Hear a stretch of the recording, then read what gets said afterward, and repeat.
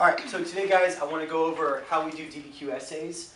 We've done this before, but you have a packet in front of you, and on page 1, at the very top, we have the prompt. Now, what have I told you is the first thing you should do whenever you receive a DBQ essay? Dave? Identify if it's either causation, CCOT, or... How do I keep forgetting this third one? It's okay. The comparison one. Yeah, no, that's perfectly fine.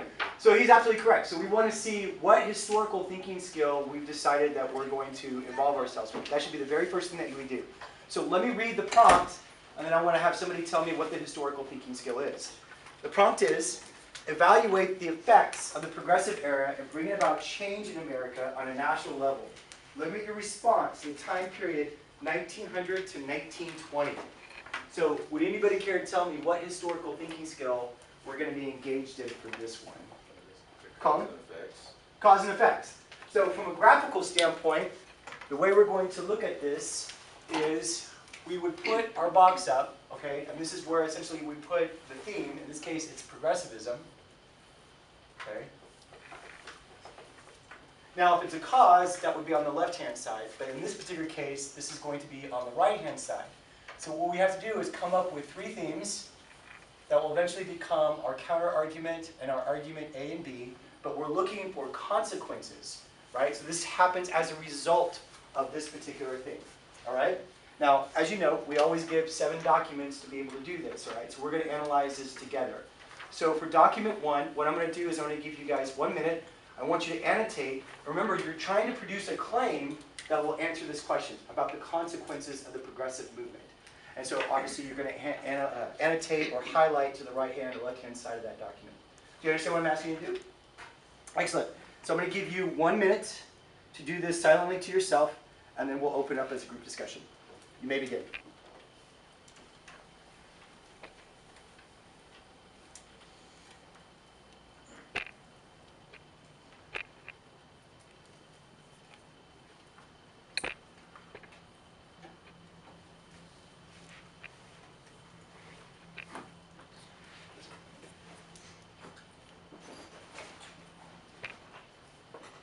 To this historical thinking skill. You have 1 minute to discuss it. You may begin.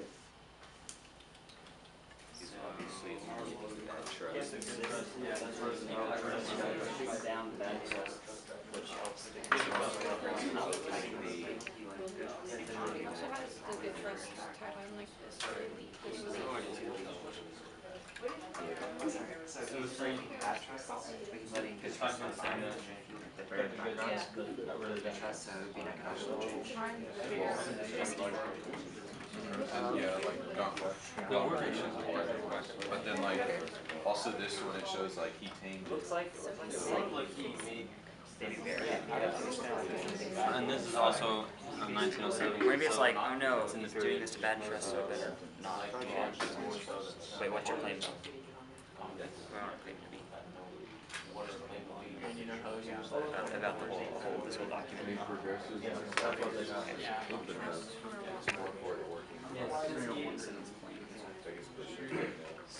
Okay, so let's start off with document, or with group number 1 first. What would be a claim that we could make about this particular document? So trusts were under a lot more control than they used to be, so consumers would not worry about being overpriced. Nathan Torres Okay. Sanchez, please come to the front desk.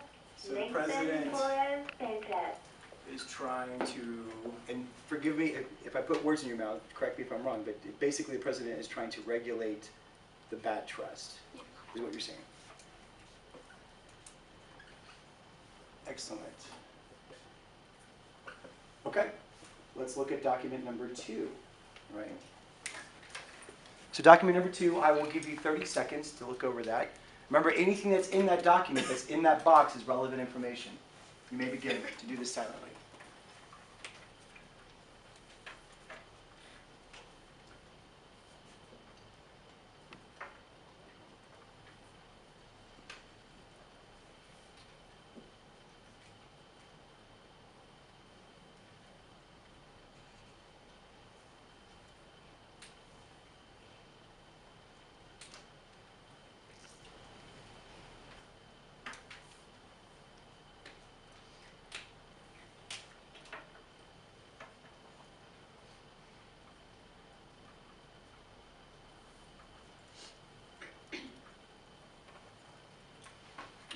I'm going to give you guys a minute to talk about it, to produce a claim within your groups. You may begin.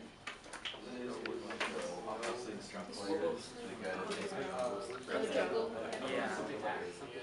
Someone's unclear.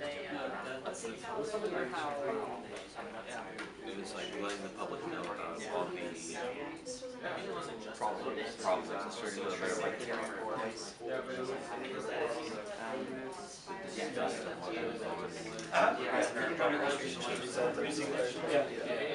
Now this will be a report that will come out as a response to that. Hey, really quick, do you drink sweet tea I hate both.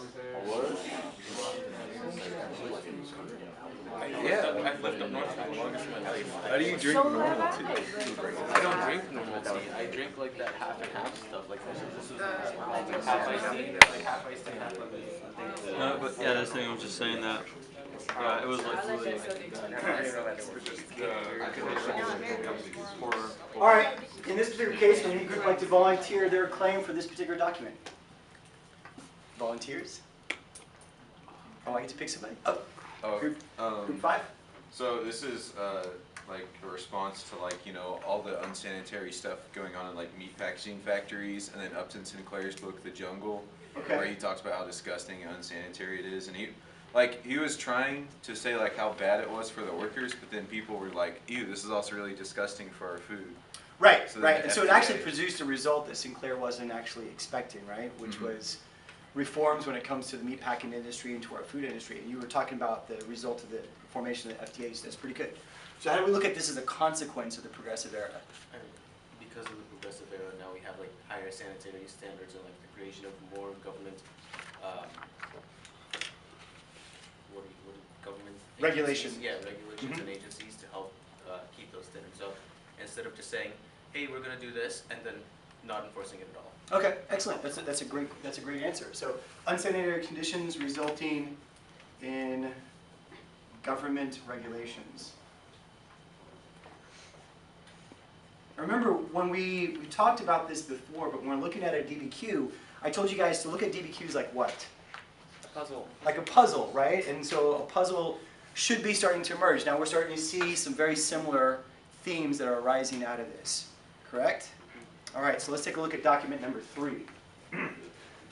Document number 3 is pretty short as well, so I'll give you guys 30 seconds to read it silently, and then we'll do some group work. Let me begin.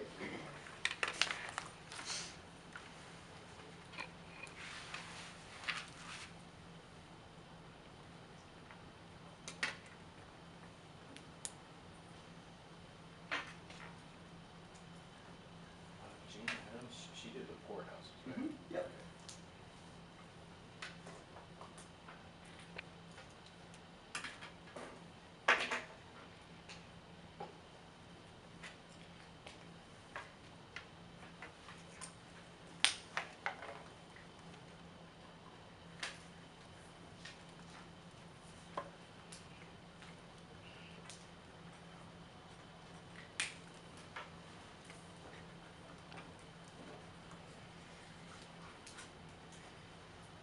All right, so give you guys a minute to discuss it. Remember, try to extract a claim from this if you can. You have 1 minute to begin. See, like, Verizon, more regulation applies this time. More hours.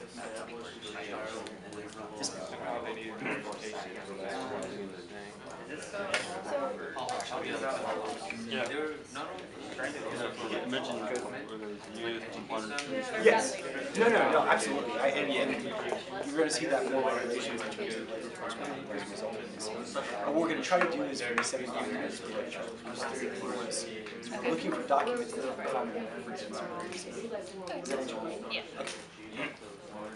They're taking advantage of the fact that they're putting it out as early as the state hall. There are more kids. It just has kids are really good. Then be again, like workplace. They back vouching their fees so quickly. And, you know, All right. put them out there, so if you know. So today, or right now, I'm going to pick on group 3. What is a claim, Landry, in your group, what is a claim that we can make about document 3 that will help us answer this question? the author wanted government protection for children so they don't have to go to work in factories. Okay, so can I use the word regulate? Yep. So in other words, regulate how children. Could the following teachers go to room 225 and pick up your testing material? That would be Christensen, Crutcher, Hernandez, Perry, and Tejan. Okay.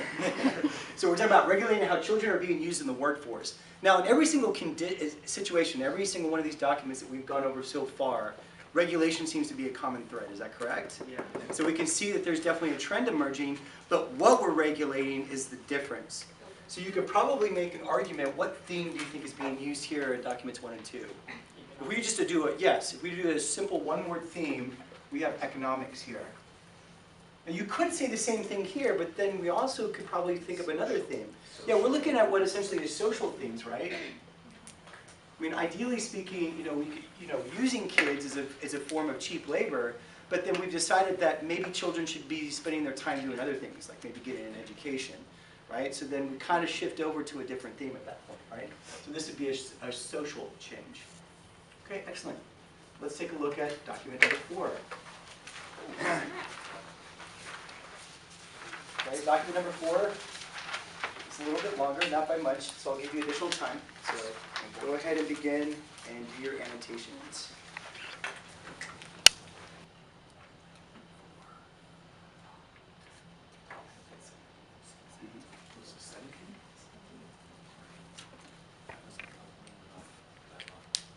Does that help? Yeah. Okay.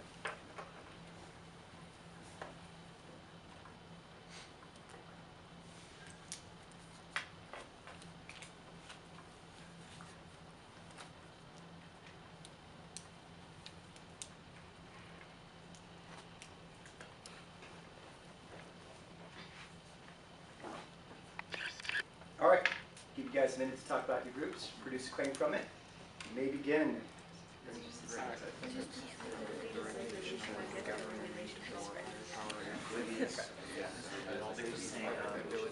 Yes.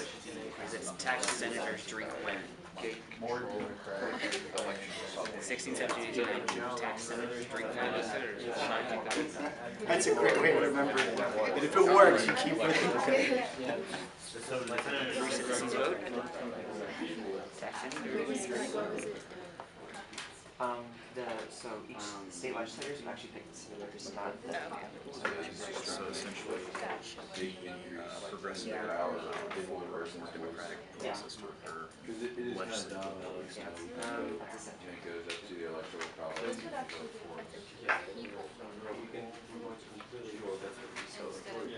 Yeah, so like more People get to vote. I think it's like more They really don't get to choose. All right. power. So I'm going to pick on Zach's group, Nathan over there. What's a claim that we can get out of this particular document? So the progressive era saw more power delegated to the people, Okay. at least electorally. And what is being asked for in this particular document? So it's asking that the people can directly vote for their senators as compared to an indirect, basically choosing by the electoral college. That's a brilliant answer. And what, did something come about of this? Did we actually get a law? Yes, the 17th Amendment. The 17th Amendment to the U.S. Constitution, which is the direct election of senators, right? So in other words, we could talk about possible additions to the Constitution.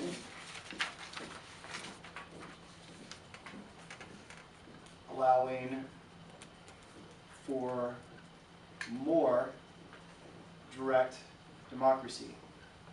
And if you remember from when we went over the progressive theme, right, when we went over that particular era, that was actually one of their big pushes. The progressives wanted to see more democracy. Would that be considered populism?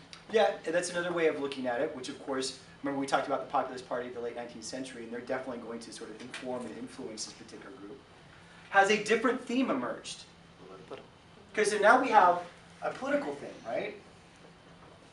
So in the case of a DBQ, and based on the thesis, formula that we started working with, we have to have a counter argument and then 2 arguments, correct? Now, because that's 3 different themes, and because we're talking about consequences of a causation type of essay, then obviously one of them is the lesser consequence, and then 2 of them are the greater consequences. So now, as we get 3 more documents that we have to go over, we kind of have to determine which is the lesser and which is the greater. Does that make sense? So let's take a look at document number 5.